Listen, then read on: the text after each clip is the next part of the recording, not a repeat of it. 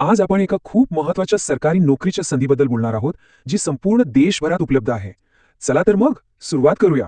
सगळ्यात आधी सगळ्यात महत्त्वाचा आकडा, या भरतीमध्ये 80 पेक्षा जास्त जागा जाहीर करण्यात आल्या आहेत. ही एक देशव्यापी भरती मोहीम आहे. त्यामुळे जे सरकारी क्षेत्रात काम करण्यास इच्छुक आहेत, त्यांच्यासाठी ही खरंच एक मोठी संधी आहे. तर ही संधी नेमकी काय आहे आणि या पदांसाठी काय अपेक्षित आहे? चला जरा सविस्तरपणे पाहूया. ही पदं आहेत आधार ऑपरेटर आणि सुपरवायझरसाठी. म्हणजे आधार केंद्रांवर नवीन नावनोंदणी करणं किंवा माहिती अपडेट करणं, ही सगळी महत्त्वाची जबाबदारी त्यांच्यावर असते. देशाच्या डिजिटल ओळख प्रणालीमधली ही एक खूप महत्त्वाची भूमिका आहे. ओके, तर या नोकरीबद्दल काही मुख्य गोष्टी. पहिली गोष्ट म्हणजे नोकरीचं ठिकाण. ते आहे संपूर्ण भारत. दुसरी गोष्ट पगार. तो सरकारी नियमानुसार असणार आहे.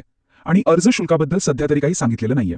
ठीक आहे, आता वळूया सगळ्यात महत्त्वाच्या भागाकडे, म्हणजे पात्रता. कोण कोण या पदांसाठी अर्ज करू शकतो? चला, पात्रतेचे निकष काय आहेत ते पाहूया. इथे शैक्षणिक पात्रतेसाठी 3 सोपे पर्याय दिलेले आहेत. एकतर तुम्ही 12वी पास असायला हवं, किंवा जर तुम्ही 10वी पास असाल तर त्यासोबत ITI किंवा डिप्लोमा केलेला असला पाहिजे. या 3 पैकी कोणतीही एक पात्रता असली तरी चालेल. आता वयाबद्दल बोलूया. कमीत कमी वय 18 वर्षे पूर्ण असायला हवं. आणि एक चांगली गोष्ट म्हणजे आपलं वय पात्रतेत बसतंय की नाही हे तपासण्यासाठी एका एज कॅल्क्युलेटर टूलची लिंक सुद्धा अधिकृत सूचनेत दिलेली आहे. चला, आता बघूया या भरती प्रक्रियेच्या महत्त्वाच्या तारखा. या तारखा लक्षात ठेवणं खूप गरजेचं आहे. तर अर्ज सुरू होत आहेत 2 एप्रिल 2026 पासून. एप्रिल आणि मे महिना हा अर्ज करण्याचा कालावधी असेल. आणि लक्षात ठेवा, अर्ज करण्याची शेवटची तारीख आहे 20 मे 2026. ही तारीख चुकता कामा नये. बरं, जर पात्रता जुळत असेल आणि तारखाही लक्षात आल्या असतील तर मग अर्ज कसा करायचा याची सोपी प्रक्रिया आता पाहूया. अर्ज करण्याची प्रक्रिया खूपच सोपी आहे आणि पूर्णपणे ऑनलाईन आहे. फक्त 3 स्टेप्स आहेत.